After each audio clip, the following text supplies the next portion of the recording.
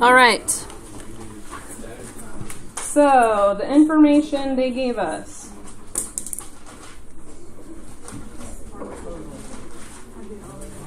They said angle E is 25 degrees. They said that side E is 12 and side F is 21.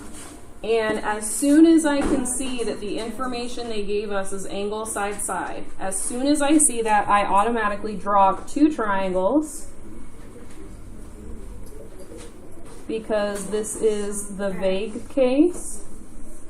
And there could be two triangles or there could just be one, I'm not sure which, for this problem. All right.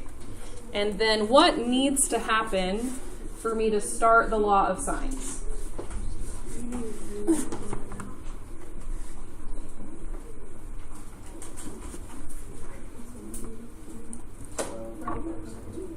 Yeah, I need the side and the angle that go together. So I'm going to have 12 over sine of 25 equals, and what do I have to solve for first? F. I have to solve, so that was information for E. I have to solve for angle F. So I'm going to say 21 over sine of F. And what do I do next? I cross multiply.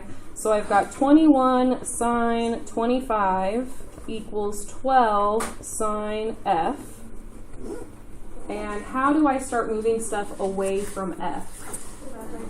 I divide by 12. Okay, so at this point, I'm about to hit the sine button in my calculator. What should I do before I even get started? Make sure your calculator. Yeah, what happened over lunch, Hector? It was on radians. He was like, why is my answer not making sense? His calculator was in radians. So always make sure you check it, especially if you're working on it and you're like, these answers are like, I have an angle measurement of 0.1 degrees. That's very strange. Check and make sure your calculator was in degrees to start with. So 21 sine 25 divided by 12. So that decimal equals sine F. So 0.740 is approximately sine F. And then how do I get sine away so I can just have F? I do sine inverse. Yeah, second sine, second answer, so that I'm getting, oops, sorry guys. Second sine, second answer, so that I'm getting that decimal plugged in. And I get the angle F is approximately this measurement. So I'm going to go ahead and write that. Angle F is approximately 47.696 degrees. Okay, and then what am I doing next with my calculator? I store this. What letter should we store it as? F. Alpha F. Okay, and then what do I do now? 180 minus 1. Okay, so 180 minus F. What am I doing when I do the calculation 180 minus F? You're getting the side for the second triangle. Yeah, I'm getting the angle F for the other triangle. So the other triangle is 132.304.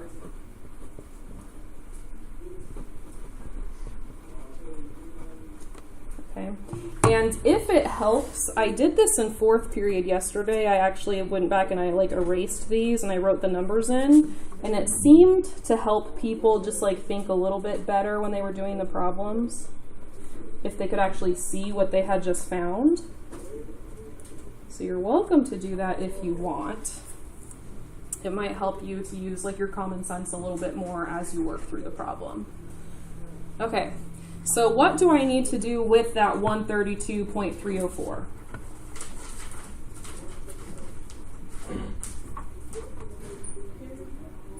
So the angle F I just found for the other triangle, what should I do with that before I start moving on? Oh, I'm going to store it. So what letter should we store it as? Sure, we can store it as A. Okay, so I'm keeping that. All right, so I have these two angles and these two sides. What is the next easiest thing for me to find? The other angle, yeah. All three angles add up to 180 degrees. So at this point, I can say, all right, I have angle D left. That's going to be fairly easy to find. If I do 180 minus 25 degrees minus what I got for F, that's going to give me angle D. So I can go ahead and type that in. 180 minus 25 minus F. And so angle D is 107.304.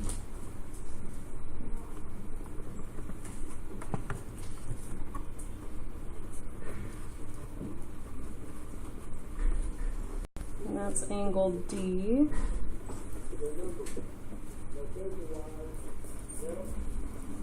Okay. And what should I do with that number in my calculator? I should store it. So I'm going to save this one as D. I'm going to hit store, alpha D. Okay, so I got it stored. So at this point, I have two of the sides. I have all three of the angles. What do I need to solve for next? The other side. So side D is the very last thing I'm going to solve for. So how do I do that? So I'm going to use the original fraction. You can use the other numbers. They're just decimals. You have to use your stored numbers. It's not as easy. So I'm going to use 12 over sine of 25 equals D over sine of what I stored as D. And what do I do with that? Cross multiply. So 12 times sine of what I stored equals D times sine of 25. And then what should I do? Divide by sine 25. So 12 times sine of what I stored as D divided by sine of 25. And that means that side D is 27.109. Do they have units in this problem? For any of the sides? I don't think they did. Okay. And then at the end, just to be nice for Miss Rice when she grades your paper, I like it when you just put all the answers in one spot for me, so that I don't have to like search on your paper and get confused. Yeah, so box it.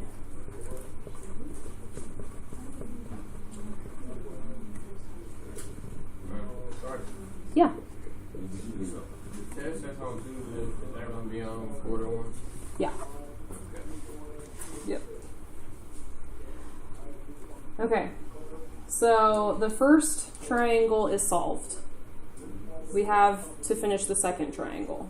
So if we look at where we're at on the second triangle, we have found two sides and two angles. What could we find next on the second triangle? The other angle. So I'll do 180 minus 25 minus what I have stored as A, which is angle F, and that's going to give me angle D. Okay, so 180 minus 25 minus what I stored for the angle F of this triangle, and I get 22.696. So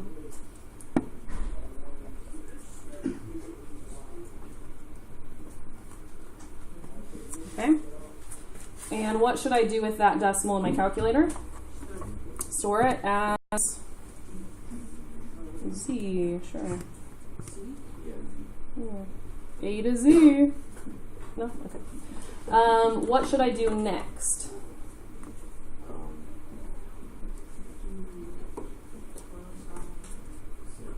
So 12 over sine 25? Yep, 12 over sine 25 equals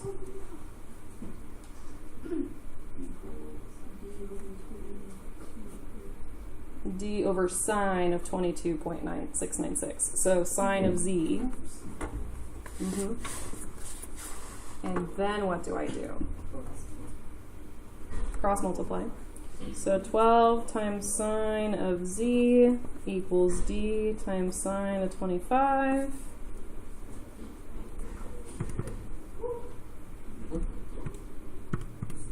So I'm going to divide the sine 25 over, and I get that side d is 10.956.